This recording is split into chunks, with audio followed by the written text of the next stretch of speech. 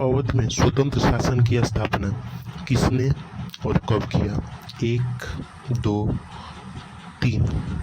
शहादत खान ने 1722 ईस्वी में मुगल बादशाह रंगीला के समय। मोहम्मद शाह रंगीला ने शहादत खान को कौन सी उपाधि प्रदान की? 1, 2, 3। बुरहान उल मुल्क। शहादत खान ने अपनी राजधानी कहाँ बनाया? 1, 2। फैजाबाद। एशिया तथा ईरान का नेपोलियन कहा जाने वाला नादिर शाह ने दिल्ली और अथवा अवध पर कब आक्रमण किया? 1, 2, 3। 1739 ईस्वी में। शहादत खान ने किसके डर से आत्महत्या कर लिया? 1, 2, 3। नादिर शाह के। शहादत खान का उत्तराधिकारी अर्थात अवध का अगला नवाब कौन बना? 1, 2, 3। उसका दामाद सफदर जंग। सफदर जंग का मूल नाम क्या था? 1, 2, 3। अबुल मंसूर खां। मोहम्मद शाह रंगीला का निधन कब हुआ? 1, 2, 3। 1748 ईस्वी। सफदर जंग को वजीर किसने बनाया? 1, 2, 3। मुगल बादशाह अहमद शाह ने। सफदर जंग को इतिहास में किस नाम से जाना जाता है? 1, 2, 3। नवाब वजीर। सफदर जंग का निधन कब हुआ? 1, 2, 3। 1754 में। सफदर जंग के बाद अवध का अगला नवाब कौन बना? 1, 2, 3। शुजाउद्दौला। पानीपत के तृतीय युद्ध में शुजाउद्दौला ने किसका साथ दिया? 1, 2, 3। अफगानी मूल के शासक अहमद शाह अब्दाली का। शुजाउद्दौला के बाद अवध का अगला नवाब कौन बना? 1, 2, 3। आसफउद्दौला। अवध की राजधानी को फैजाबाद से स्थानांतरित करके लखनऊ किसने बनाया? आसफउद्दौला। लखनऊ में बड़ा इमामबाड़ा का निर्माण किसने करवाया? 1, 2, 3। आसफउद्दौला। लखनऊ में छोटे इमामबाड़ा का निर्माण किसने करवाया? 1, 2, 3। मोहम्मद अली शाह ने। अवध के अंतिम नवाब कौन हुए? 1, 2, 3। बाजिद अली शाह। लॉर्ड डलहौजी ने किसके रिपोर्ट पर 1856 में वाजिद अली शाह को गद्दी से हटाकर अवध को हड़प लिया? 1, 2, 3। James Outram. अवध पर कुशासन का आरोप लगाकर। वाजिद अली शाह की पत्नी कौन थी? 1, 2, 3। बेगम हजरत महल, जिन्होंने 1857 के विद्रोह में अवध और लखनऊ के क्षेत्र में भाग लिया। स्वतंत्र हैदराबाद की स्थापना किसने और कब किया? निजामुल मुल्क ने 1724 ईस्वी में मोहम्मद शाह रंगीला के समय किया। निजामुल मुल्क का मूल नाम क्या था? 1, 2, 3। चिंगलीज खां। निजामुल मुल्क का संबंध किस वंश से था? 1, 2, 3। आसफ जाही वंश। मोहम्मद शाह रंगीला ने निजामुल मुल्क को कौन सी उपाधि प्रदान की? 1, 2, 3। आसफ जाह की। सुकरखेड़ा या शंकरखेड़ा का युद्ध कब हुआ? 1, 2, 3। 11 अक्टूबर 1724 ईस्वी को। सुकरखेड़ा या शंकरखेड़ा का युद्ध किसके किसके बीच हुआ? 1, 2, 3।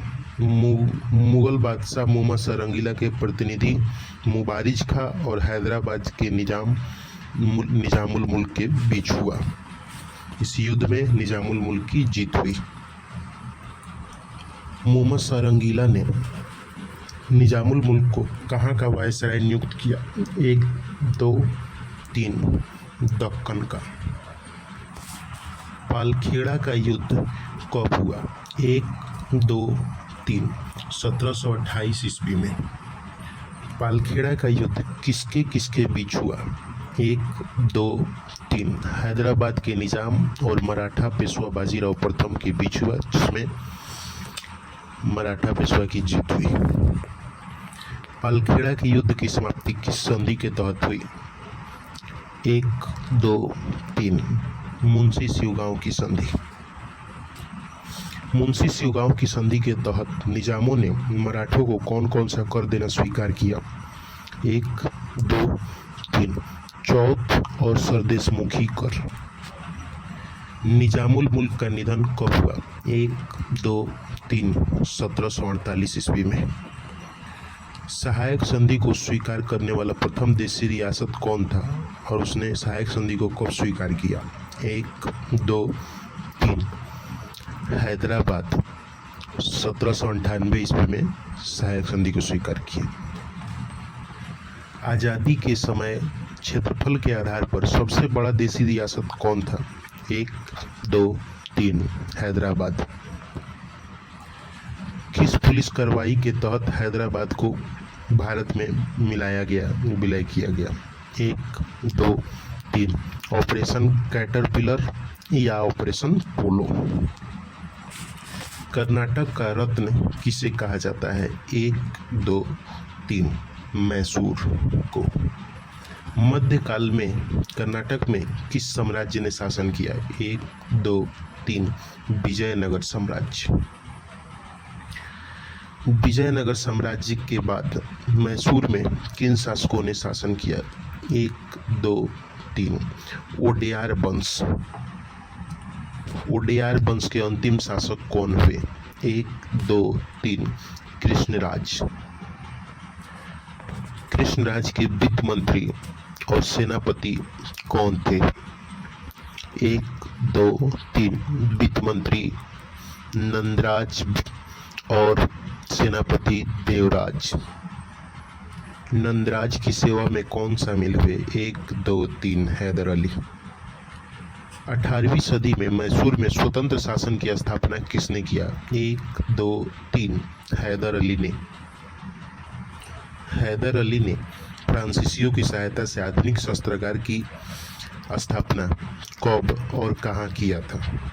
1, 2, 3 1755 ईस्वी में तमिलनाडु के डिंडीगुल नामक शहर में। अंग्रेजों को पराजित करने वाला प्रथम भारतीय शासक कौन है? 1, 2, 3 हैदर अली। प्रथम आंग्ल मैसूर युद्ध कब हुआ? 1, 2, 3 1767 से 1769 के बीच हैदर अली और अंग्रेजों के बीच। इसमें हैदर अली विजयी हुए। प्रथम आंग्ल मैसूर युद्ध की समाप्ति किस संधि के तहत हुई? 1, 2, 3 मद्रास की संधि। द्वितीय आंग्ल मैसूर युद्ध का मुख्य कारण क्या था? 1, 2, 3 मद्रास की संधि का उल्लंघन। द्वितीय आंग्ल मैसूर युद्ध कब हुआ? 1780 से 1784 के दौरान। द्वितीय आंग्ल मैसूर युद्ध के दौरान ही 1781 में हैदर अली और अंग्रेजी सेनापति आयरकुट के बीच कौन सा युद्ध हुआ? 1, 2, 3 पोटोनेवा का युद्ध। इस युद्ध में हैदर अली की हार हुई। किस युद्ध के दौरान हैदर अली मारा गया? 1, 2, 3 द्वितीय आंग्ल मैसूर युद्ध। हैदर अली के बाद मैसूर का अगला शासक कौन बना? 1, 2, 3 टीपू सुल्तान। द्वितीय आंग्ल मैसूर युद्ध की समाप्ति किस संधि के तहत हुई? 1, 2, 3 मंगलौर की संधि। टीपू सुल्तान को अन्य किन किन नामों से जाना जाता है? 1, 2, 3 शेरे मैसूर, नागरिक टीपू, सीधा साधा दैत्य। फ्रांसीसी क्रांति टीपू सुल्तान के शासनकाल में कब हुई? 1, 2, 3 1789 ईस्वी में। इससे टीपू सुल्तान काफी प्रभावित थे। फ्रांसीसी क्रांति के दौरान कौन सा नारा दिया गया? 1, 2, 3 स्वतंत्रता, समानता और बंधुत्व का नारा। टीपू सुल्तान के समय मैसूर की राजधानी कहाँ थी? 1, 2, 3 श्रीरंगपट्टनम। टीपू सुल्तान किन किन भाषाओं के जानकार थे? 1, 2, 3 उर्दू, अरबी, फारसी, कन्नड़, हिंदी इत्यादि। किस शासक ने अपनी सेना का गठन यूरोपीय ढंग से किया? 1, 2, 3 टीपू सुल्तान। कौन शासक अपनी आर्थिक शक्ति को अपनी सैन्य शक्ति का नींव मानता था? 1, 2, 3 टीपू सुल्तान। रॉकेट का प्रयोग करने वाले प्रथम भारतीय शासक कौन हुए? 1, 2, 3 टीपू सुल्तान। बादशाह की उपाधि धारण करने वाले तथा अपने नाम का सिक्का जारी करने वाले शासक कौन हुए? टीपू सुल्तान। टीपू सुल्तान ने भू राजस्व की वसूली हेतु जमींदारी व्यवस्था के स्थान पर कौन सी नई व्यवस्था लागू किया ताकि किसानों का शोषण न हो? 1, 2, 3 रैयत बाड़ी व्यवस्था।